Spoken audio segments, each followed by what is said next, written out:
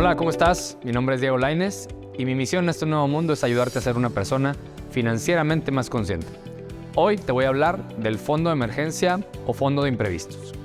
Hace algunos días o hace algunos videos te hablé de la regla 50-20-30. Identificamos que el 20% de tus ingresos netos deben estar asociados a tu ahorro. Ahora, dentro de ese 20% es muy importante considerar este fondo de emergencias o fondo de imprevistos. ¿Qué es esto? Ese dinero que te va a ayudar a cumplir con tus gastos básicos y a seguir en línea con tu plan financiero de largo plazo en momentos de dificultad, en momentos de coyuntura, en momentos de crisis.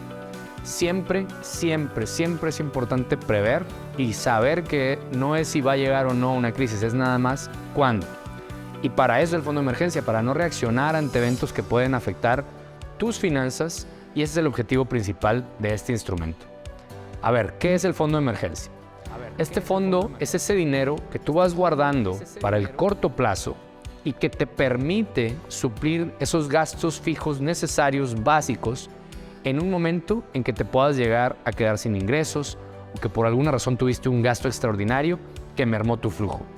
Una pérdida de trabajo, una crisis particular, ya sea de salud o una crisis financiera, en donde sea que vivas, una coyuntura particular que nos puede hacer gastar nuestros ahorros o inclusive vender un activo como nuestro carro, liquidar tus inversiones a un precio muy por debajo del valor real o del valor estimado de ese momento. Entonces estás generando pérdidas y estás afectando tu planeación financiera. Para que todo eso no suceda, para eso sirve el fondo de emergencia. Es por eso que este fondo y su construcción en el tiempo es súper útil para ayudarte a vivir la versión del futuro financiero que te planteaste y que no te tengas que salir de ese plan solamente por una emergencia, una crisis o una coyuntura. Ahora, ¿quién debe tener un fondo de emergencia? La respuesta no es sorpresiva. Todo el mundo, todas las personas. Todos debemos de constituir este fondo y pensar en cómo lo vamos a armar. ¿Y por qué? Porque ninguno de nosotros está exento de una situación difícil. Nos gusta creer que no nos va a pasar a nosotros, nos gusta creer que somos Superman o que la suerte nos acompaña.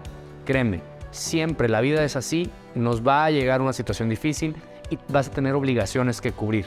Por eso es importante que crees este fondo y lo mantengas muy cercano a ti, líquido, que pueda ayudarte a esos gastos fijos necesarios para vivir ese evento inesperado sin mermar tu plan de largo plazo. En ese momento de coyuntura, donde no estés recibiendo ingresos o tengas gastos extraordinarios, es tu mejor amigo y es lo que te va a sacar adelante. Ahora, ¿cuánto debe haber en tu fondo de emergencia? ¿Cuál es ese valor que debe haber ahí? Se estima que el valor de tu fondo de emergencia, la cantidad de dinero que tengas ahí, debe corresponder aproximadamente en los 3 o 6 meses del costo de tus gastos fijos básicos. O sea, tienes que tener, en el análisis que hicimos del 50-20-30, ¿te acuerdas? Ese 50% multiplicado por 3, y ahora con pandemia, después del COVID, se llegó a aumentar esa cifra hasta 6 meses por el tiempo que puede llegar a una crisis como esta. Entonces debes tener en cuenta ahí pues, cuánto te cuesta toda tu manutención, o sea, tu vivienda, tu salud, alimentación, tus créditos, ¿sí? Esas obligaciones que mes a mes tienes que hacer y que tienen que ser cubiertas. ¿Cómo lo construyes? Lo puedes hacer en 5 pasos. El primer paso, ya te lo dije, tienes que definir el valor de tus gastos esenciales mensuales. Normalmente dentro de ese 50% que vimos en el video de 50-20-30, tienes los gastos fijos, todavía ahí puedes hacer una auditoría de si alguno de estos gastos lo puedes eliminar y que se vuelva realmente gasto esencial mensual y ese valor multiplicarlo por 3 o por 6. Ese va a ser el valor total que debes construir en tu fondo de emergencia. Paso número 2. Aquí debes de encontrar el valor del ahorro mensual disponible que tienes para la construcción de tu fondo de emergencia. Es decir, define mensualmente cuánto puedes ahorrar para construir ese fondo y mantente en el objetivo hasta que tengas ese número de 3, 4, 5, 6 meses. Paso número 3. Separa ese dinero que vas ahorrando para tu fondo de imprevistos en una cuenta cheques mensual, en una cuenta líquida mensualmente. Destina ese dinero a un vehículo diferente, a una cuenta diferente, deposítalo en una tarjeta diferente. Es muy importante que tenga liquidez. No se vale tener fondo de emergencia en un activo que te vas a tardar meses en vender, ¿sí? Entonces tienes que tener liquidez y que sea, dentro de lo posible, tiene que estar en un momento difícil de coyuntura, fácil de accesar, ¿sí? No lo pongas donde mismo que estás teniendo tus ingresos normales, porque si no es muy fácil que te lo gastes, ¿sale? Paso número 4, revisa y ajusta constantemente el fondo de emergencia en la medida en que tu vida va cambiando, en que tus objetivos van cambiando, en que tus gastos van cambiando. Nuestra situación de vida va cambiando. Tu fondo de emergencia a los 21 años no puede ser el mismo después de tener hijos y tener créditos y tener compromisos más grandes. Tienes que irlo actualizando. Entonces, si te casas, si abriste un negocio, si tienes un bebé o vas a tener un bebé, hay que revisar otra vez los gastos, hay que hacer el ajuste y de nueva cuenta ver cuál es el valor de esos 3, 4, 5, 6 meses para que sea un fondo de emergencia sensato y coherente con lo que estás viviendo o con lo que vas a necesitar en un momento difícil.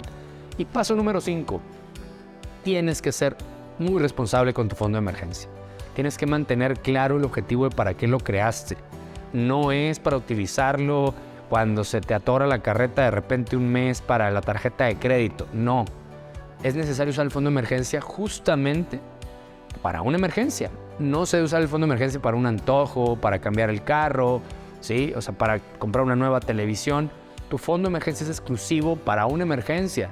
Y eso creo que todos lo tenemos claro. Estos ejemplos que te acabo de dar no son una emergencia, son gustos que deben de entrar dentro del otro 30% que dijimos que son tus gastos variables. O dentro del 20% de un ahorro, por ejemplo, para cambiar el auto, pero no son una emergencia. Entonces debes esperar a que llegue ese momento difícil para que lo puedas usar.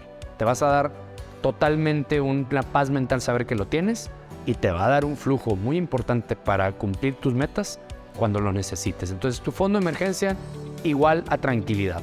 ¿Tranquilidad de qué? De que puedes cubrir tus gastos esenciales en un momento difícil y de que puedes seguir con tu plan de mediano y largo plazo que tanto te ha costado hasta ahorita en tema de tu planeación financiera. Entonces, este es uno de los pasos más importantes para lograr esa tranquilidad, esa libertad financiera que tanto anhelamos y para llegar a la mejor versión de tu futuro financiero.